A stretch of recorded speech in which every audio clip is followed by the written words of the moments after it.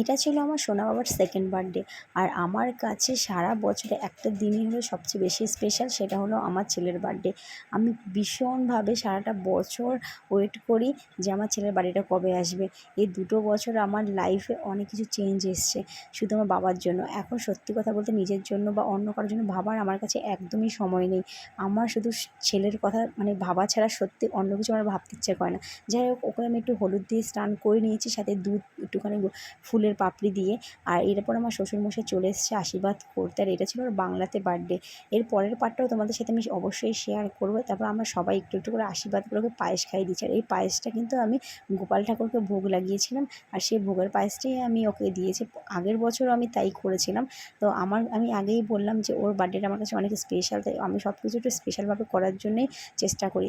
তারপরে এই যে টেডিটা দেখতে পাচ্ছ, এটা বোন দিয়েছে। আমি তো তোমার অনেকগুলো ব্লগে বলেছি আর ভিডিওতে শেয়ার করেছি। আর এইবার হবে রুম ডেকোরেশন, আর এদিক দিয়ে আমার বোন সব বেলুনগুলোকে ফুলিয়ে ফটাফট করে যে সাজিয়ে নিচ্ছে। তারপর সন্ধ্যাবেলা আমি কটা পুচকুকে ইনভাইট করেছিলাম, তো ওর কেক কাটিংয়ে।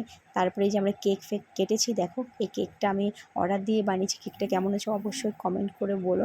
আর এই যে তারপরে যে আমার বাবা যে কেক কাটছে, ভীষণ খুশি, কতক্ষণে ও কেক খাবে তার জন্য এক্সাইটেড। তো কেকটা ভীষণ ভালো ছিল। পরের বার্থডে পার্টটা অবশ্যই তোমাদের সাথে শেয়ার করবো। আজকের মতো টাটা।